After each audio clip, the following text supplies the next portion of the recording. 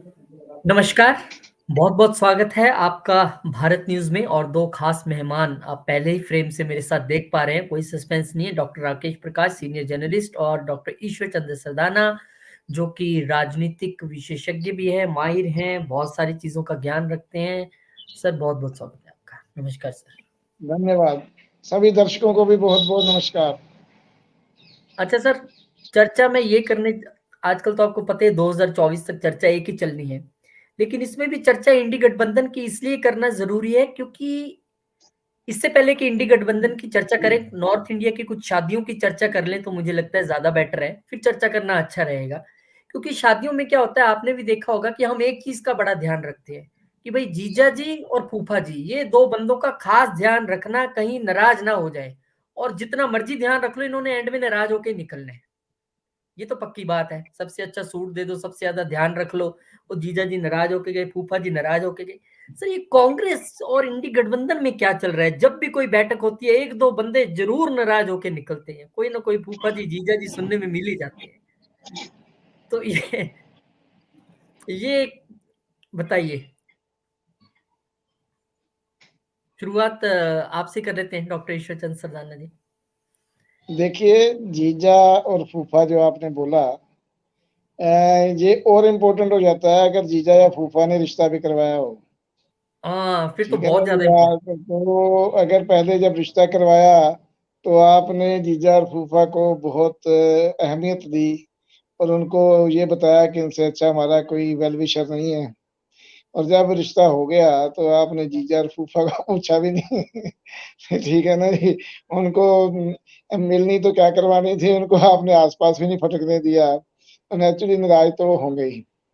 अब ये कुछ देखिए, मैं बहुत बार ये सोचता हूँ कि क्या हम बहुत बार आंकड़ों में फँसते हैं।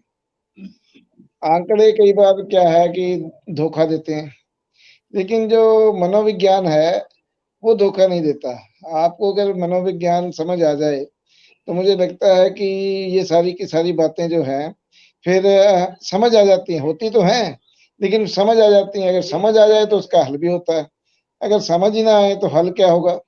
अब जीजा और फूफा नाराज़ क्यों हुए हैं इंडी गठबंधन में, अगर उसको चलाने वाले ही ना जान पाएँ और सबसे आगे होके भगड़ा डालने लगे, तो नेचुरली उनको लगना चाहिए कि ये बाद में बारात नहीं तो कहीं तलाक तक की ना बात पहुँच जाए। और तलाक तो छोड़ो, कहीं मंगनी ही ना टूट जाए। ठीक है ना सही जी? बात है। तो फेरे भी ना हो पाएँ। तो मुझे लगता है कि इंडी गठबंधन में फेरे तक की भी नौबत है, कि शायद फेरे ही ना हो पाएँ। सब जिसे हम कहते हैं ना, सिंगल-सिंगल ही रह जाएँगे। तो जो भी होगा वो समय बताएगा। लेकिन जो मेरा वैज्ञानिक या मनोवैज्ञानिक अध्ययन है, वो ये कहता है कि ये होने वाला है, जल्दी होने वाला है ये। अच्छा, चलो आपने कहा होने वाला है बिल्कुल क्योंकि राकेश जी आपने भी देखी होगी कि कोई ना कोई बैठक में अब जो नाराज़ होता है वो खुद कभी नहीं कहेगा, वो कहेगा नहीं-नहीं सब ठीक है, ये तो वो हमने अपनी चर्चा की थी एक निजी बयान और एक वो वाला, तो आजकल ये भी बड़ा चल रहा है। जब पूछा जाए नहीं-नहीं सब ठीक चल रहा है, तो आपको क्या लगता है और उसमें भी नीतीश कुमार लीड कर रहे हैं, वो 2 जगह नाराज़ एक बेंगलौर में भी खबर आई थी और अब एक बार फिर खबर आई है कि नाराज़ होके निकले हैं। अब क्या क वो तो सूत्र ही बताते हैं बाकी या नीतीश जी बता सकते हैं। तो आपको क्या लगता है राकेश जी? आप तो आते भी बिहार से हैं।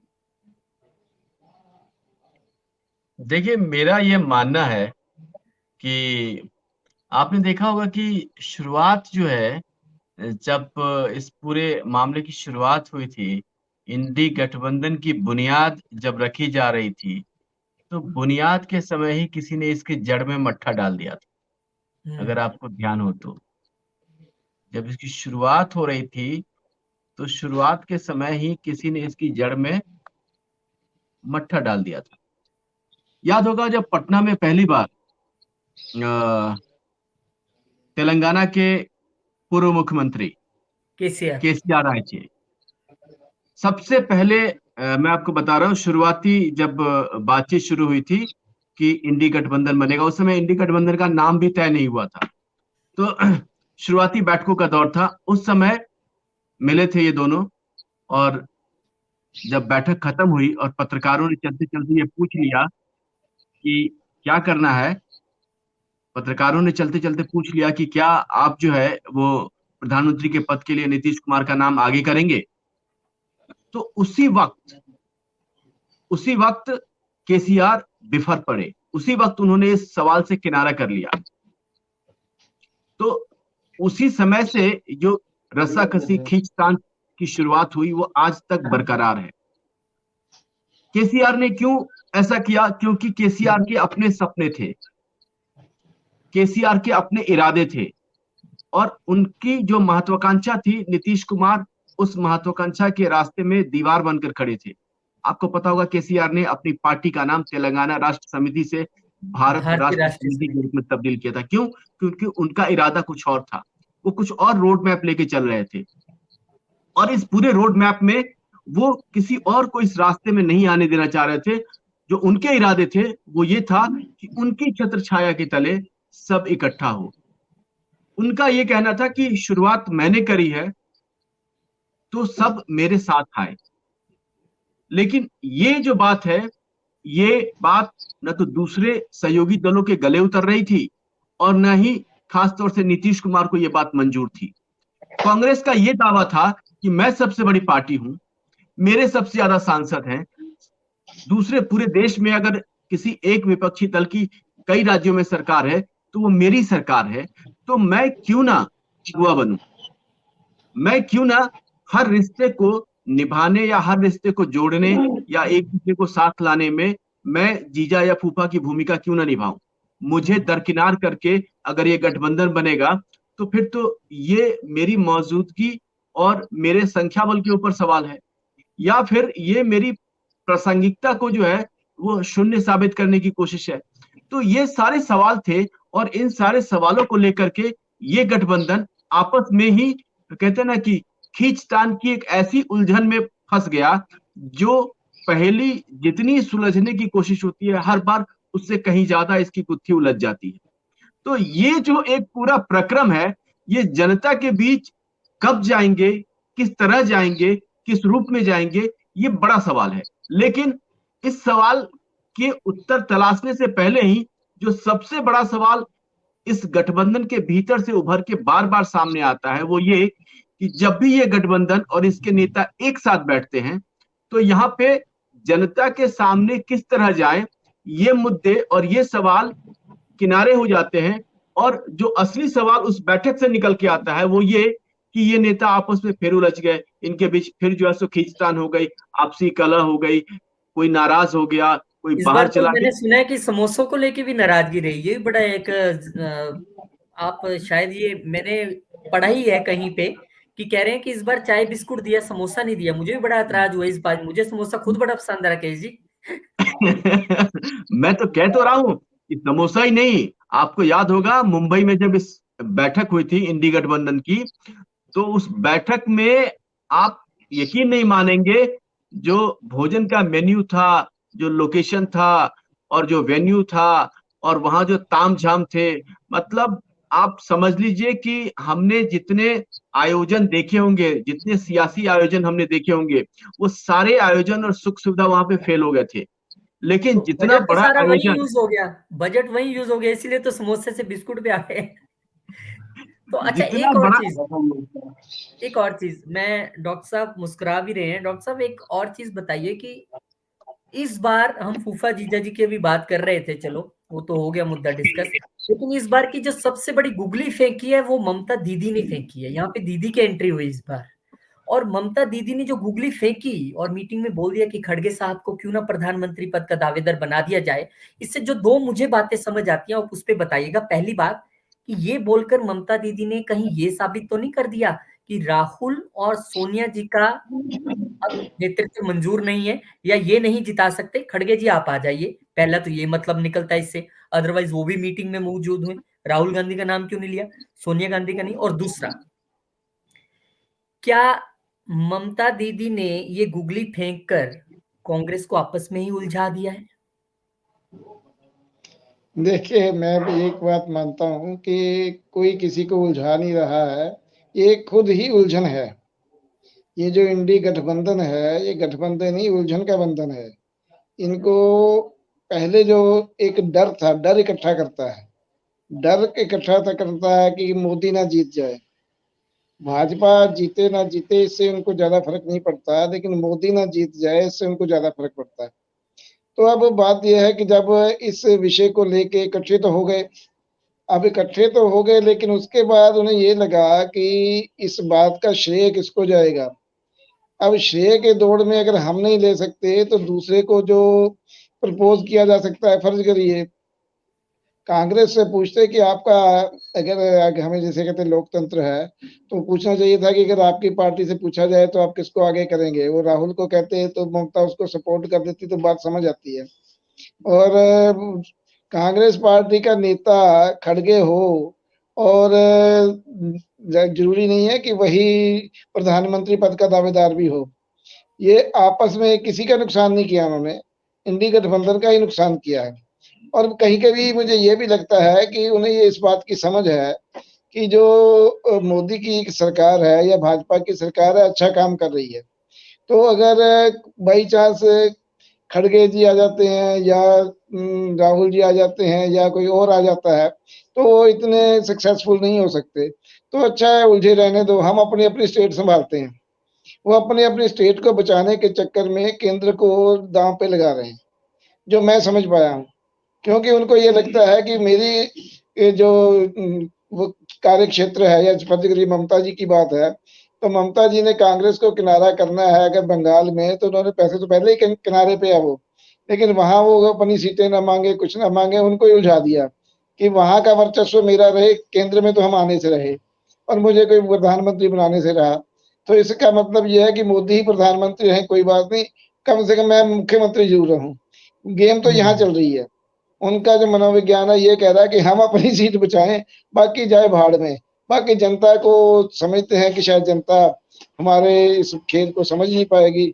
जनता भी मजे ले रही है, जनता जी। कोई सीरियसली नहीं ले रही इनको, वो मजे ले रही है, कहते ठीक है तुम भी खेलो, हम देखते हैं कि जैसे हम पिक्चर देखने जाते हैं, हम कौन सा पिक्चर का पार्ट होते हैं। लेकिन खलनायक क्या कर रहा है, जोकर क्या कर रहा है, साइड हीरो क्या कर रहा है, या उसमें कुछ गाने भी आ जाते हैं, कुछ विदूषक भी आ जाते हैं, तो हम बड़े मजे से देखते हैं। एंड में तो जो फिल्म का मैसेज होता है वो हमें पता ही होता है, फिल्म में जाने से पहले ही पता होता है कि ये इसका एंड होने वाला है। तो ठीक है, जनता मजे ले रही है। इंडी गठबंधन वाले मोदी का नाम लेके आपस में उलझ के अपने अपने कार्य क्षेत्र में अपना अपना वर्चस्व बनाना बचाना चाहते हैं, यही बात है और कुछ नहीं है।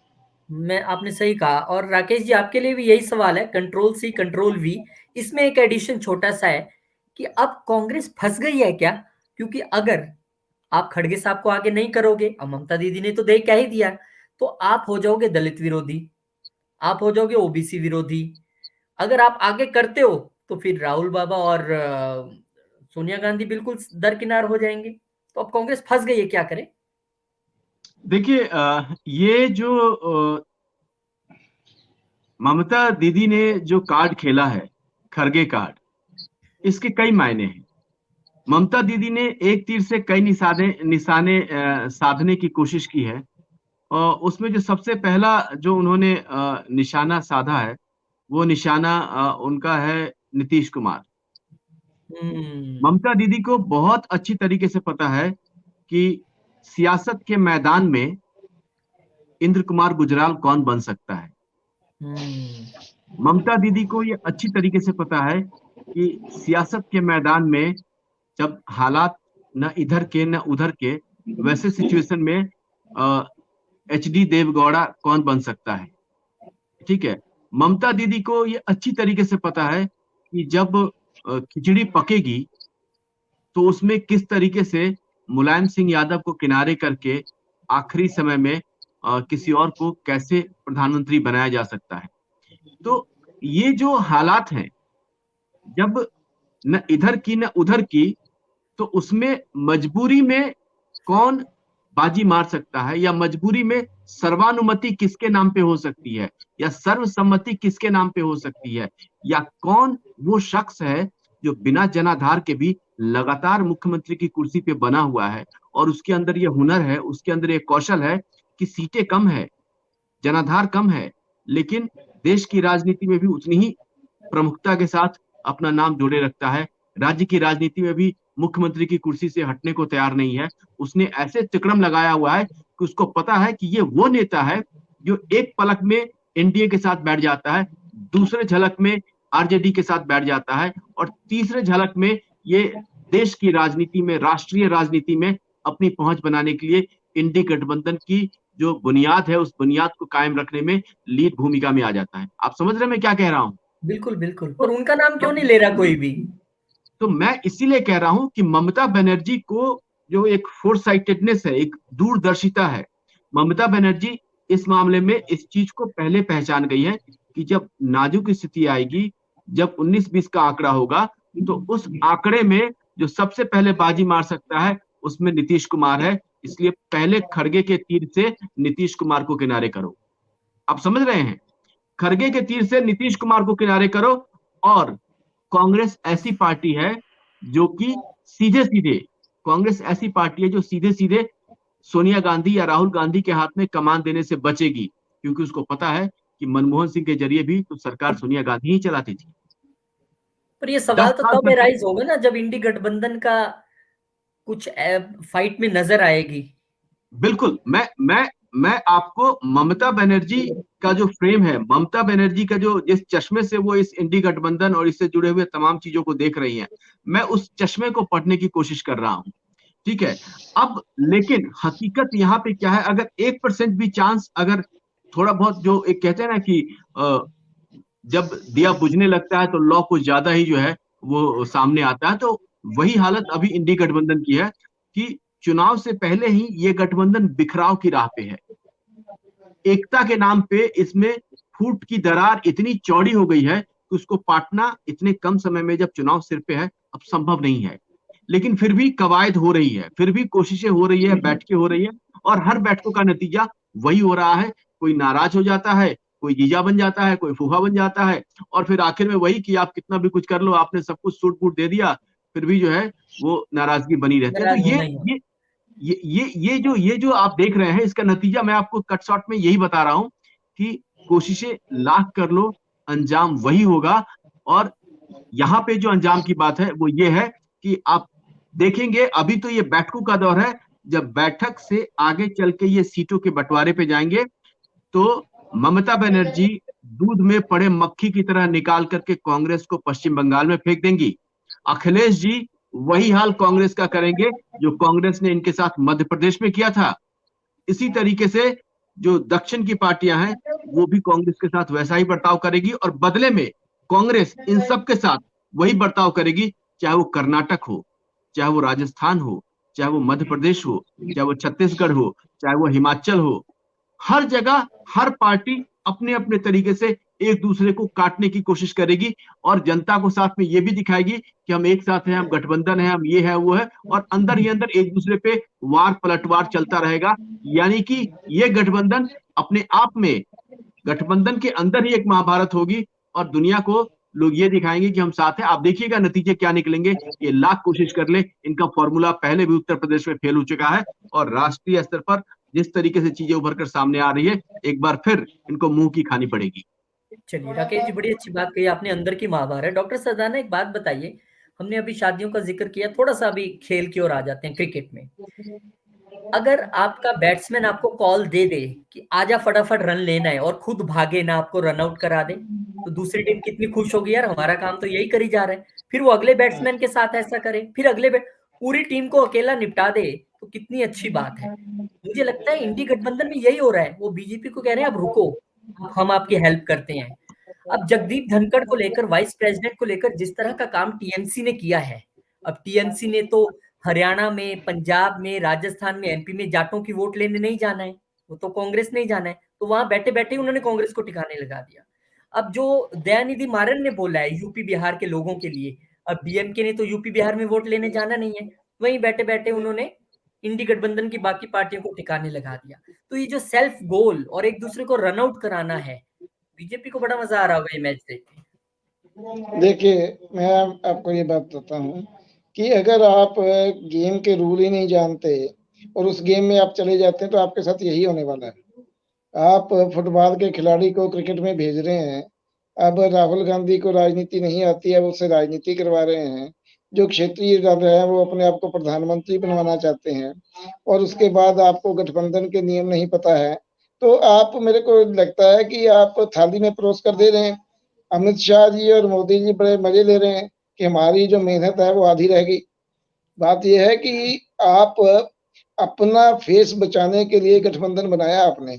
आपने मोदी को हराने के लिए गठबंधन नहीं बनाया है। जब आपने उपराष्ट्रपति की मिमिक्री की तो आपको लगता था कि आप मजे ले रहे हैं। आपने 141 लोगों की जो सस्पेंशन थी उसको अपना मुद्दा बनाना चाहा, लेकिन आपकी एक हरकत को कैच करके उन्होंने आपकी सारी की सारी जो है टीम डिस्क्वालीफाई करवा दी। आपका सारा का सारा स्क्रिप्ट जो है वॉश आउट हो गया। तो जहां इनको विरोध प्रदर्शन करने चाहिए थे, वहां पे प्रदर्शन बीजेपी कर रही है। जिनके साथ, जिन्होंने बीजेपी के खिलाफ किसान आंदोलन में झंडे गाड़े थे वो वही झंडे उखाड़ के इनकी तरफ आ गए। लेकिन मैं जो समझ पाया हूँ कि इनको ये नहीं पता है कि हमें प्रधानमंत्री बनना। सबको पता है कि हम नहीं बन सकते, हम नहीं बन सकते, दूसरा भी नहीं बन सकता, ये भी उनको पता है। वो सिर्फ पोस्टरिंग कर रहे हैं। अंदर से सब जानते हैं कि 2024 में क्या होने वाला है। क्योंकि जब आप इतने साल राजनीति में रह जाते हो तो आपको पता लग जाता है कि आपने क्या क्या काम किए हैं और आप का जो फील्ड है या आपका जो ग्राउंड वर्क है वो कैसा है। आप जनता के मुद्दों को छोड़कर आप केवल मोदी को क्रिटिसाइज करने को मुद्दा बनाएंगे। जनता तो समझती है, जिनको बेनिफिट्स मिले हैं, जो उनकी पॉलिसी से राजी हैं।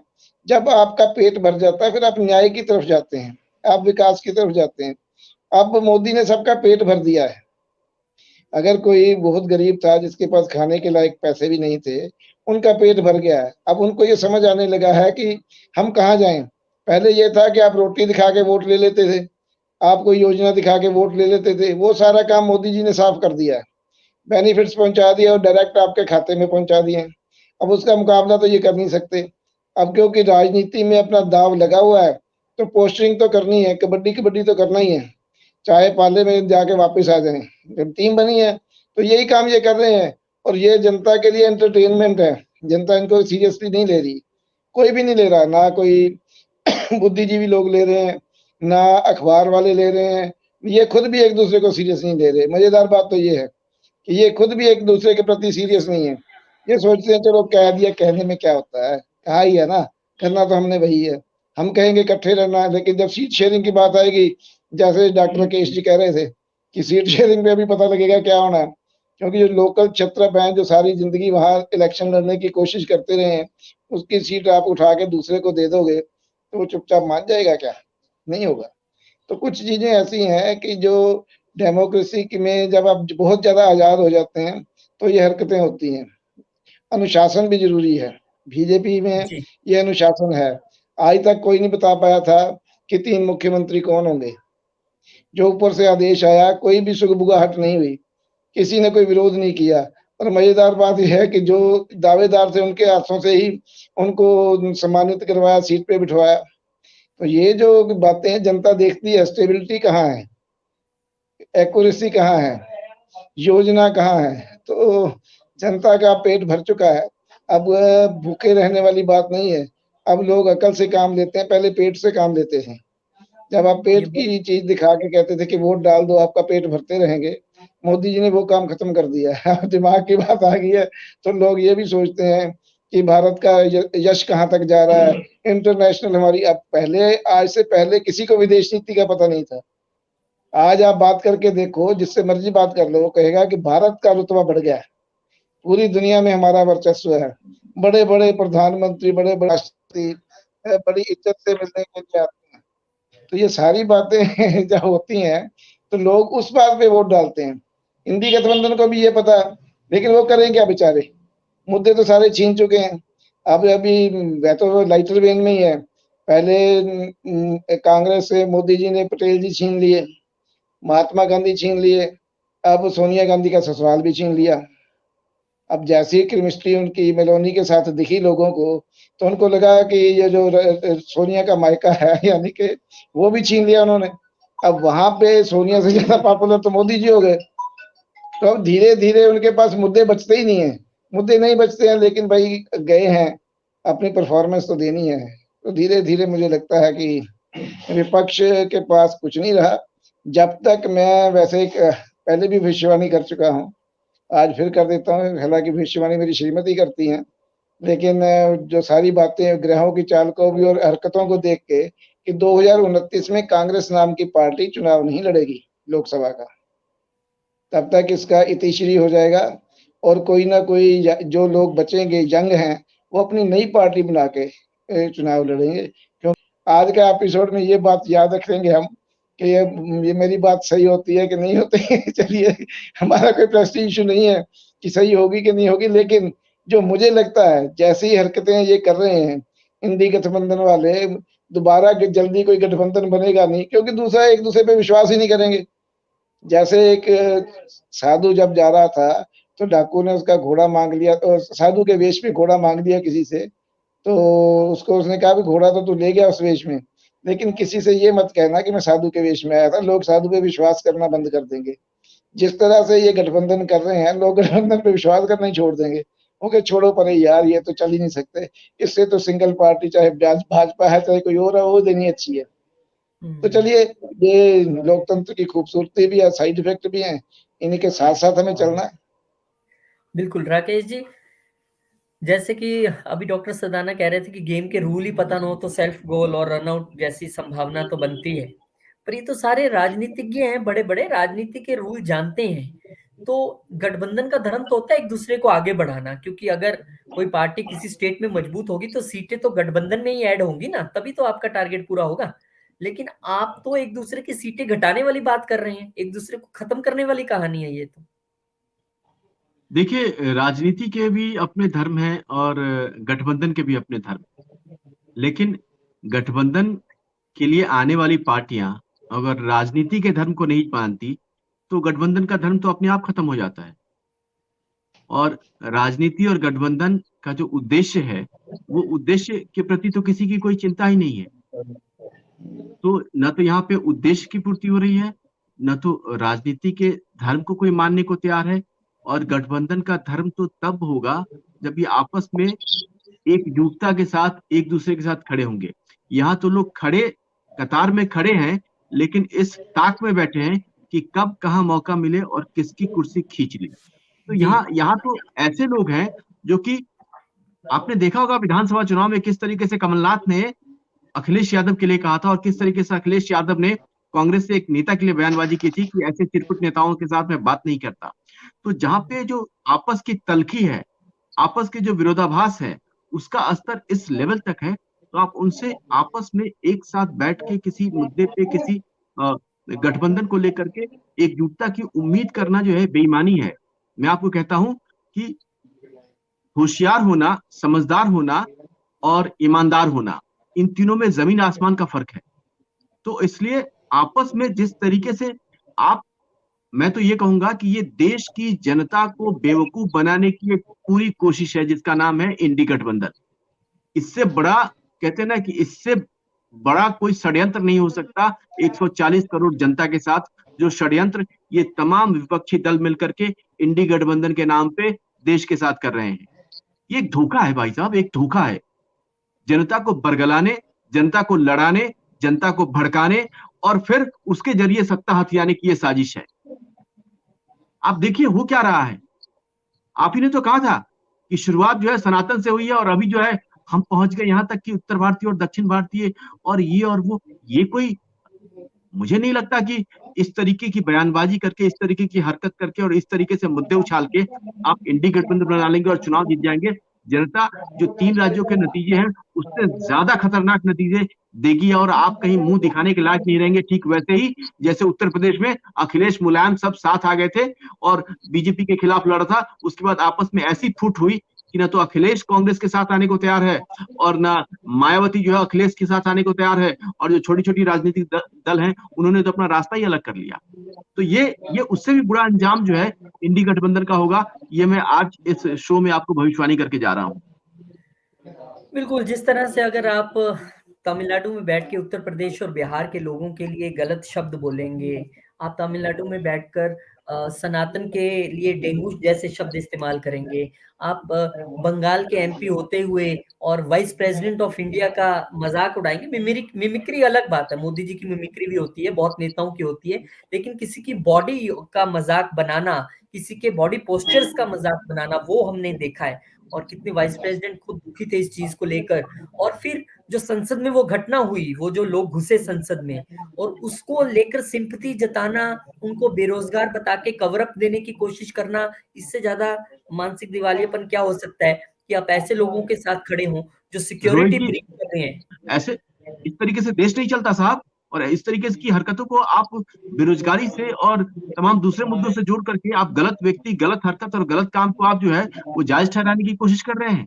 आप कांग्रेस के नेता हैं, एक तरफ तो आप गलत बयानबाजी करते हैं, दूसरी तरफ आपका काम वो जो संवैधानिक पद पे बैठा हुआ जो हमारे उपराष्ट्रपति महोदय हैं उनसे उनसे रिलेटेड जो घटना हो रही है आप उसकी वीडियो रिकॉर्डिंग कर रहे हैं।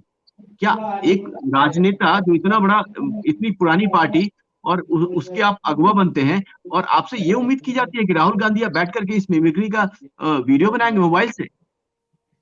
ऐसी हरकत ये शोभा नहीं देती। देश की जनता देख रही है साहब, ये नहीं चलेगा। डॉक्टर सदाना, सिर्फ एमपी तो जीत के नहीं पहुंचते हैं, लोगों के चुने हुए विधानसभाओं में भी एमएलएस भी जीत के पहुंचते हैं, एमसीस भी जीत के पहुंचते हैं। कल को कोई विधानसभा में घुस जाएगा, कल को कोई नगर परिषद की बैठक में घुस जाएगा बेरोजगारी का नाम लेके।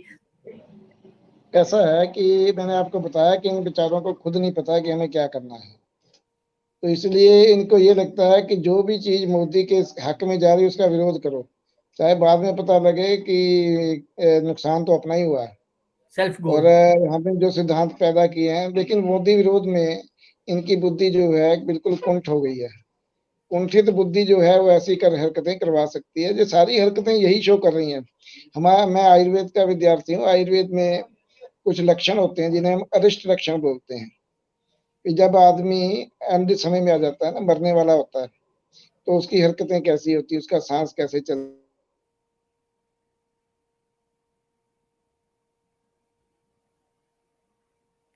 लगता है डॉक्टर सदाना का वीडियो हैंग हुआ है जी।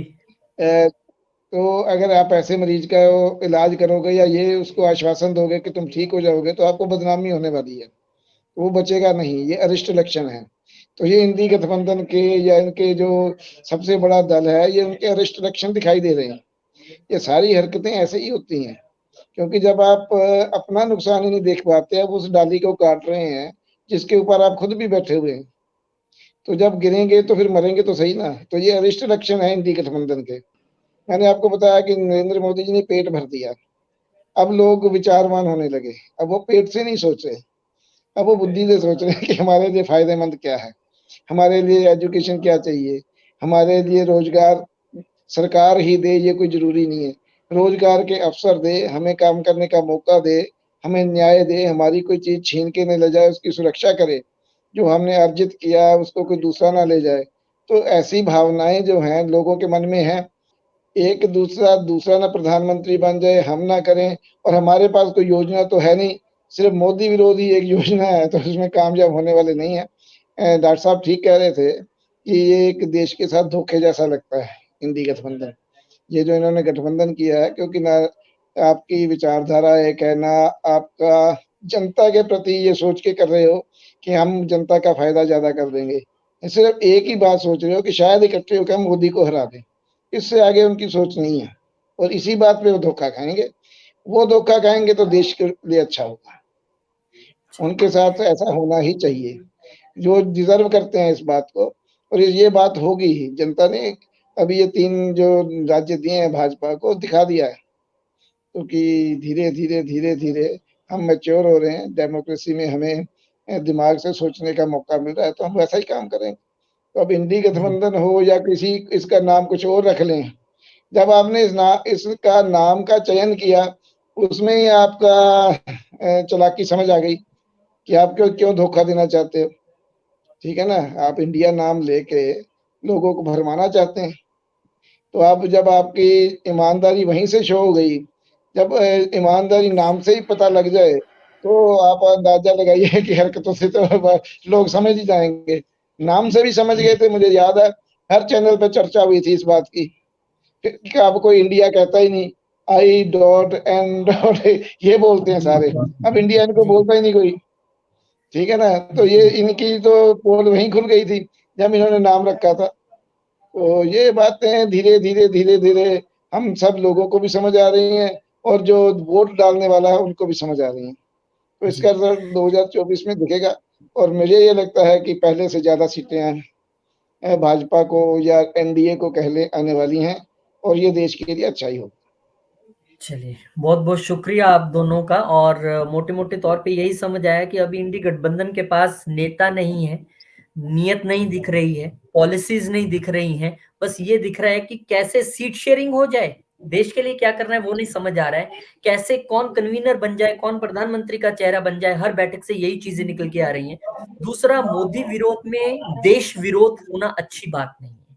अगर कुछ गलत है तो वो गलत है। वाइस प्रेसिडेंट की इंसल्ट करना अच्छी बात नहीं है। अगर कोई बेरोजगारी के नाम पे संसद में घुसपैठ कर देता है तो अच्छी बात नहीं है, वो अच्छी नहीं है। आप उसे किसी तरीके का क्लेवर देने की कोशिश करें, वो अच्छा नहीं होगा।